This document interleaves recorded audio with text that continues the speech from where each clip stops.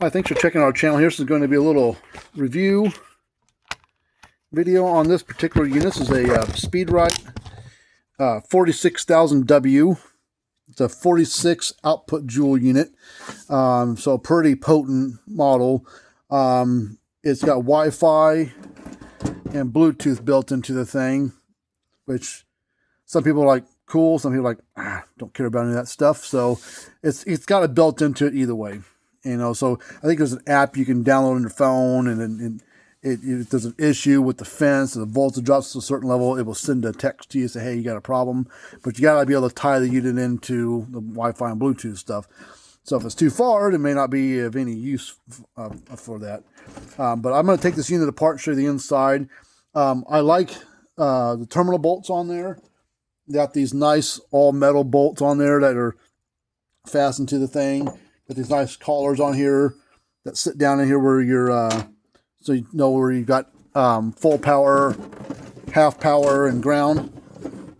Down here at the bottom, good knobs on them, so they got a little weight to them. They got that metal on the inside there that threads down into this as you tighten the wire down. It has a nice split bolt, so you can slide your wire right up in there and cinch it down. So. Okay, so let's get into the meat of the thing. We'll open it up here.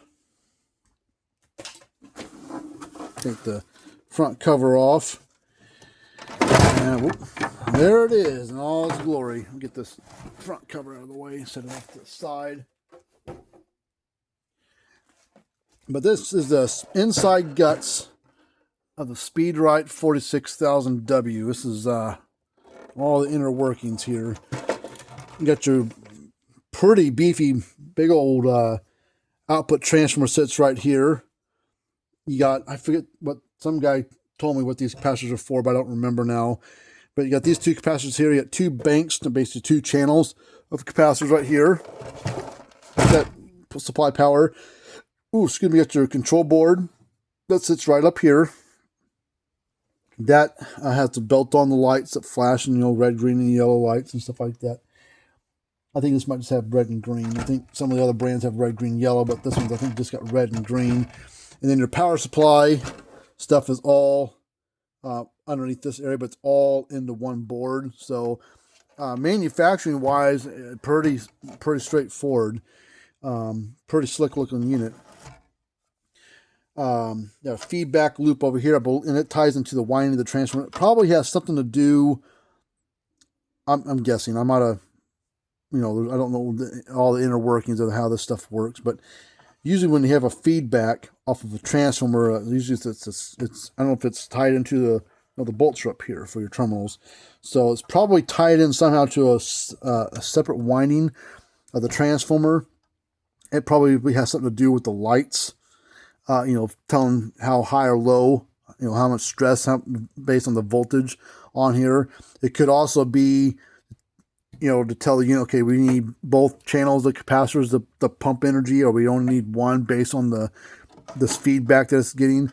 It could also be something for the Bluetooth Wi-Fi stuff that tells, hey, there's a bad short, our voltage is at this level, we need to sound the alarm, so we need to send a, you know, feedback here, tells that what it's doing, and then that, of course, sends a signal to your phone to, hey, we're only at 2,000 volts, help me out here, we got something going on.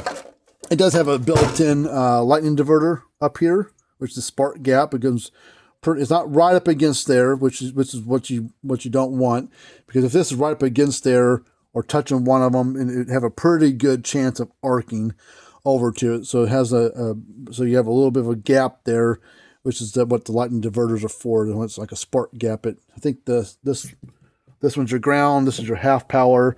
This is your full power output. So the idea of these lightning diverters is when on the fence and ground side, when lightning hits the fence, if you don't have an external lightning diverter out there to try to divert energy down to ground, then the only other way for the lightning, if it's on the fence, to get rid of its energy is trying to take the path of least resistance. And if there's nothing out there to help it, the only way to get to ground typically, besides burning through a insulator to go to to a metal fence post. The only other way to do it is to go through the fence charger, and their hope is that when it hits the fence, it's going to jump across here, zzz, zzz, down to here, and then go down to the ground rods and save hopefully the rest of the unit going that way. Now, lightning diverters don't do nothing for your AC side. You're going to have to get, for the kind of money that you're paying for these things, you should really invest in some good external lightning protection, because even if those lightning diverters are what, $30-40 for a good one, and get a good surge protector. The one that I would recommend if you want to search for a lightning or a surge protector would be go to Amazon, type in Triplite, TRIPLITE, and type in ISOBAR, ISOBAR as one word, and type in 2 outlet. It's a little metal box about that big, about as big around as big as an user outlet. But it's a metal box. It's about $45 or $50, something like that for them. But looks like it's a built-for-purpose device. It doesn't look like one of those little $15 cheapo-looking things. It looks like it's built to do a job. So, even if those lightning diverters or those surge protectors, even if it burns itself up when you get a pretty bad hit, but the diverter blown off the wall or blown off the post, or the surge protector blew itself up, but saved the fence charger. I mean, a $45 part or whatever is a lot cheaper than getting a fence charger fixed. I mean, you're going to pay more than that just in round trip and shipping, so you can keep your fence charger going and then just replace the diverter or replace the surge protector. But no, I like the layout. It seems like it's a pretty straightforward repair. I need to hook the power back up to it and run through some tests on it. I did take all the capacitors out. These are 24 microfarad, these ones with the yellow dots. 24 microfarad, 1200 volt pulse grade capacitors. These are, I think, 18 microfarad, 1200 volt on these two here. And then you got your hookup points here for your primary side of your transformer. And the secondary side's all underneath here, tying into these points here for your fence and ground. But pretty slick. I mean, a lot of electronics on this board here, this control board. And they've used control boards like this, a little bit different, on their other models, like their 6000, wait, hold on. Not the 6000. The M36, M63 Stay Fix models, or the Speedrite 36000, 63000, or whatever model was. And some of the older, like 20,000 Rs and 18,000 Rs, and older models from 20 plus years ago, they had control boards. They were a little bit different shape, but they had less stuff on them than this one's got. This has got a lot of stuff going on here. And there's your little Bluetooth Wi-Fi thing right there. The phone thing talks to your phone. I think that's that little chip right there. I've seen some other brands, Parmac, on some of their solar ones from a few years ago, had something like this that's supposed to talk to your phone. It was a idea that they come out with, and they never went with it. It kind of just faded off into the sunset because they couldn't figure it out. But yeah, these are pretty neat looking units on the inside. I like the knobs, the hookup points. The capacitors are good quality brand of capacitors. Transformers in most of their models hardly ever go bad, so I'm not too worried about this.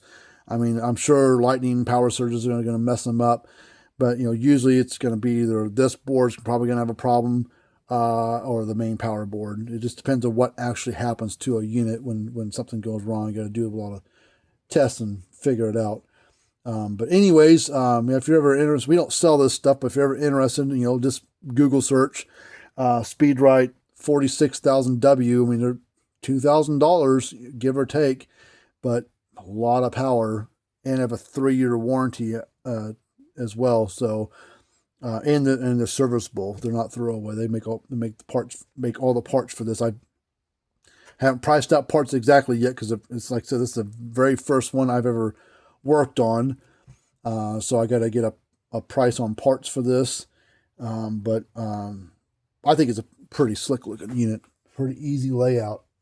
I mean, kind of goes where it needs to go. Can't really mess anything up. I mean, unless you're colorblind or can't read, you really can't mess it up. So, but anyways, thanks for checking us out. If you got a Speedrite 46000W and want us to take a look at, be happy to take a look at it for you. I don't know if this would be a user-friendly repair for the DIYer, but you know, the things are pretty expensive to buy new, so you know, it'd be probably a heck of a lot cheaper to fix it than it would be to buy a new one. But anyways, thanks for checking us out. Remember to subscribe to the channel, hit the thumbs up button, tell your friends about us, and I'll put a link to our website down below. You can find out more about us. Fencerfixer.com is our site. And until next time, we'll see you guys later on.